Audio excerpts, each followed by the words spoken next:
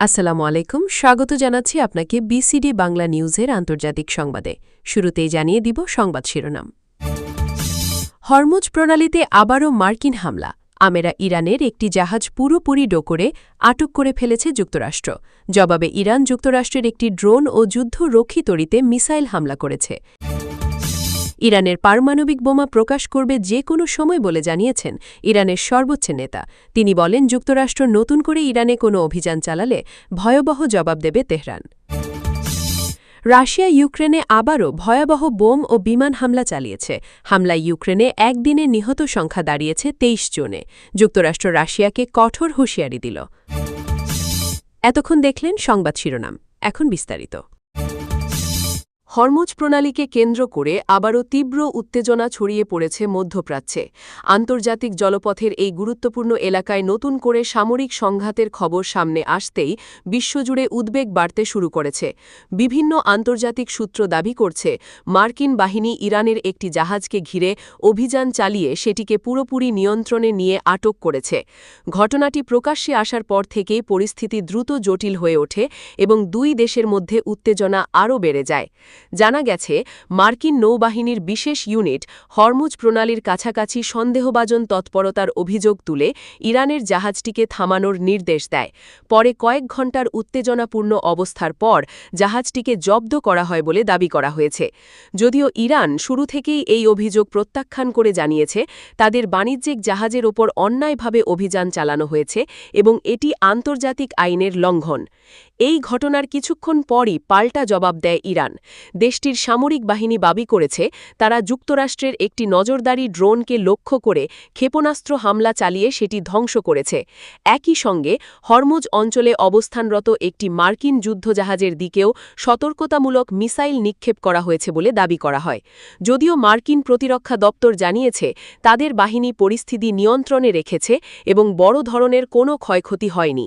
বিশ্লেষকরা বলছেন, হরমুজ প্রণালী বিশ্ব জ্বালানি সরবরাহের অন্যতম গুরুত্বপূর্ণ পথ হওয়ায় এখানে যে কোনো সংঘাতের প্রভাব সরাসরি আন্তর্জাতিক বাজারে পড়তে পারে।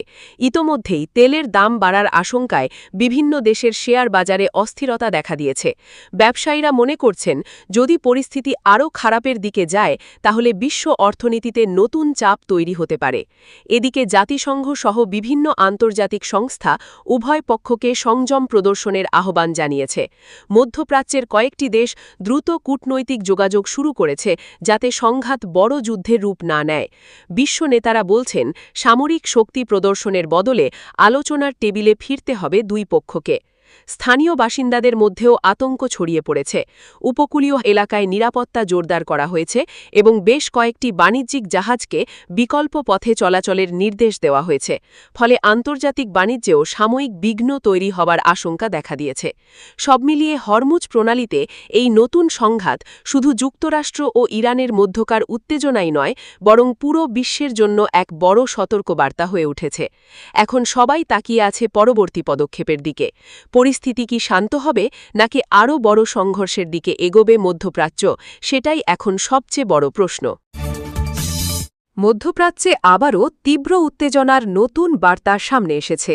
ইরানের সর্বোচ্চ নেতা এক কঠোর বক্তব্যে জানিয়েছেন, দেশটি যে কোনো সময় তাদের পারমাণবিক সক্ষমতা প্রকাশ করতে প্রস্তুত রয়েছে। একই সঙ্গে তিনি সতর্ক করে বলেছেন, যুক্তরাষ্ট্র যদি নতুন করে ইরানের বিরুদ্ধে কোনো সামরিক অভিযান বা গোপন হামলার চেষ্টা করে, তাহলে তেহরান এমন জবাব দেবে যা পুরো অঞ্চলকে কাঁপিয়ে দিতে পারে। এই বক্তব্য সামনে আসার পর আন্তর্জাতিক অঙ্গনে নতুন করে আলোচনা শুরু হয়েছে। ইরানের শীর্ষ নেতৃত্বের এই মন্তব্যকে অনেক বিশ্লেষক শুধু রাজনৈতিক বার্তা নয়, বরং একটি কৌশলগত সতর্ক সংকেত হিসেবে দেখছেন। দীর্ঘদিন ধরেই পশ্চিমা দেশগুলো অভিযোগ করে আসছে, ইরান শান্তিপূর্ণ পারমাণবিক কর্মসূচির আড়ালে সামরিক সক্ষমতা বাড়ানোর চেষ্টা করছে। যদিও তেহরান সবসময় দাবি করেছে, তাদের পারমাণবিক কর্মসূচি বিদ্যুৎ উৎপাদন, চিকিৎসা গবেষণা এবং প্রযুক্তিগত উন্নয়নের জন্য পরিচালিত হচ্ছে। তবে সাম্প্রতিক এই বক্তব্যে নতুন করে সন্দেহ ও উদ্বেগ আরও বেড়েছে। ইরানের সর্বোচ্চ নেতা বলেন, দেশের নিরাপত্তা ও সার্বভৌমত্ব রক্ষার জন্য যা প্রয়োজন তেহরান তা করতে পিছপা হবে না। তিনি আরও জানান, বিদেশি চাপ, নিষেধাজ্ঞা কিংবা সামরিক হুমকি ইরানকে দুর্বল করতে পারেনি, বরং এসব চাপের মধ্যেই দেশটি আত্মনির্ভরশীল হয়ে উঠেছে এবং প্রতিরক্ষা সক্ষমতাও বহুগুণে বৃদ্ধি পেয়েছে। তার এই বক্তব্য দেশটির অভ্যন্তরে সমর্থকদের মধ্যে ব্যাপক আলোচনার জন্ম দিয়েছে। অন্যদিকে যুক্তরাষ্ট্রের উদ্দেশ্যে দেওয়া হুঁশিয়ারিতে তিনি বলেন, অতীতে যেমন প্রতিটি হামলার জবাব দেওয়া হয়েছে, ভবিষ্যতেও তেমনই কঠোর প্রতিক্রিয়া জানানো হবে। যদি নতুন করে ইরানের মাটিতে অভিযান চালানো হয়, তবে এর ফল শুধু সামরিক ক্ষেত্রেই সীমাবদ্ধ থাকবে না, বরং আঞ্চলিক নিরাপত্তা ও আন্তর্জাতিক স্বার্থও ক্ষতিগ্রস্ত হতে পারে। এই বক্তব্যের পর মধ্যপ্রাচ্যে অবস্থানরত বিভিন্ন মার্কিন ঘাঁটির নিরাপত্তা নিয়ে নতুন করে আলোচনা শুরু হয়েছে। বিশ্লেষকরা বলছেন, ইরানের এমন বক্তব্যের পেছনে কয়েকটি কারণ থাকতে পারে। প্রথমত, আন্তর্জাতিক চাপের মুখে নিজেদের শক্ত অবস্থান তুলে ধরা। দ্বিতীয়ত, যুক্তরাষ্ট্র ও মিত্রদের কাছে বার্তা পৌঁছে দেওয়া যে ইরানকে সহজে দমন করা যাবে না। তৃতীয়ত, অভ্যন্তরীণ রাজনৈতিক সমর্থন আরও শক্তিশালী করা, কারণ সংকটের সময় শক্তিশালী নেতৃত্বের বার্তা জনগণের মধ্যে ভিন্ন ধরনের প্রভাব ফেলে। এদিকে আন্তর্জাতিক পারমাণবিক পর্যবেক্ষক সংস্থাগুলো পরিস্থিতি নিবিড়ভাবে পর্যবেক্ষণ করছে। কূটনৈতিক মহল মনে করছে, যদি এই উত্তেজনা দ্রুত কমানো না যায়, তাহলে পারমাণবিক চুক্তি পুনরুজ্জীবনের সম্ভাবনাও আরও কঠিন হয়ে পড়বে। ইউরোপীয় কয়েকটি দেশ ইতোমধ্যে উভয় পক্ষকে সংযত থাকার আহ্বান জানিয়েছে এবং নতুন করে আলোচনায় বসার পরামর্শ দিয়েছে। মধ্যপ্রাচ্যের সাধারণ মানুষের মধ্যেও এই বক্তব্য নিয়ে উদ্বেগ তৈরি হয়েছে, কারণ পারমাণবিক ইস্যু ঘিরে যে কোনো সংঘাত পুরো অঞ্চলে যুদ্ধের ঝুঁকি বাড়িয়ে দিতে পারে। তেলের বাজার, বাণিজ্য পথ, আঞ্চলিক স্থিতিশীলতা সবকিছুর ওপরের প্রভাব পড়তে পারে বলে আশঙ্কা করছেন অর্থনৈতিক বিশ্লেষকরা। সব মিলিয়ে ইরানের সর্বোচ্চ নেতার এই বক্তব্য শুধু একটি রাজনৈতিক বক্তব্য নয়, বরং আন্তর্জাতিক শক্তিগুলোর জন্য একটি স্পষ্ট সতর্কবার্তা হিসেবে দেখা হচ্ছে। এখন বিশ্ব তাকিয়ে আছে, এই উত্তেজনা কি কূটনীতির পথে কমবে নাকি নতুন সংঘাতের দিকে এগোবে মধ্যপ্রাচ্য। আগামী কয়েকদিনের ঘটনাপ্রবাহই সেই উত্তর দেবে। রাশিয়া ও ইউক্রেন যুদ্ধ আবারও নতুন করে ভয়াবহ রূপ নিয়েছে। সর্বশেষ একাধিক স্থানে ব্যাপক ক্ষেপণাস্ত্র ও বিমান হামলার খবর সামনে আসার পর পুরো ইউরোপ জুড়ে উদ্বেগ ছড়িয়ে পড়েছে। ইউক্রেনীয় সূত্রের দাবি, একদিনের ধারাবাহিক হামলায় দেশের বিভিন্ন অঞ্চলে অন্তত ২৩ জন নিহত হয়েছেন। আহত হয়েছেন আরও বহু মানুষ, যাদের মধ্যে নারী ও শিশুও রয়েছে বলে জানা গেছে।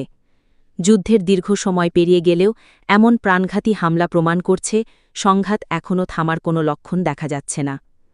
প্রতিবেদন অনুযায়ী রাতভর ইউক্রেনের একাধিক শহরে সাইরেন বেজে ওঠে।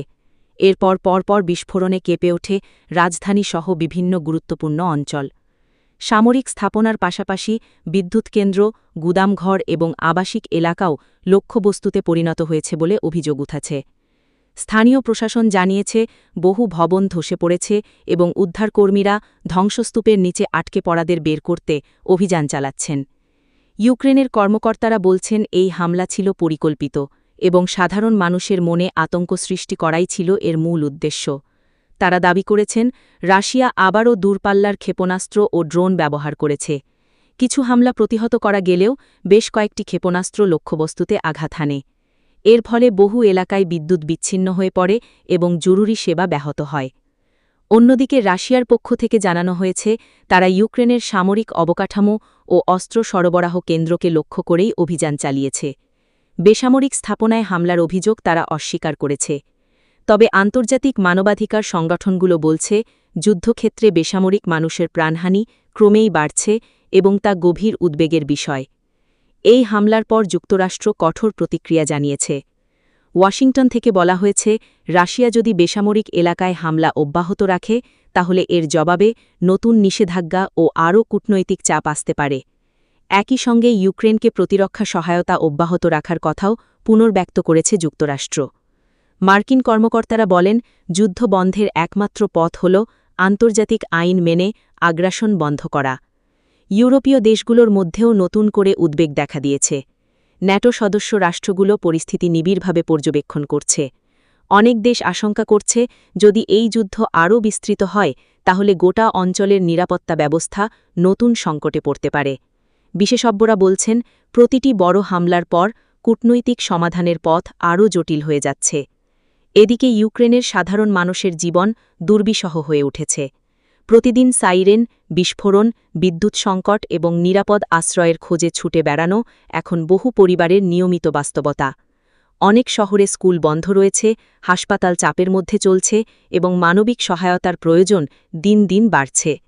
সব মিলিয়ে রাশিয়ার নতুন এই হামলা আবারও প্রমাণ করল, যুদ্ধ এখনও শেষের পথে নয়। নিহতের সংখ্যা বৃদ্ধি, অবকাঠামো ধ্বংস এবং আন্তর্জাতিক উত্তেজনা সবকিছু মিলিয়ে পরিস্থিতি আরও জটিল হয়ে উঠছে। এখন বিশ্ব তাকিয়ে আছে, কূটনৈতিক আলোচনার মাধ্যমে কি এই সংঘাত থামানো সম্ভব হবে, নাকি সামনে আরও কঠিন দিন অপেক্ষা করছে ইউক্রেন ও পুরো ইউরোপের জন্য।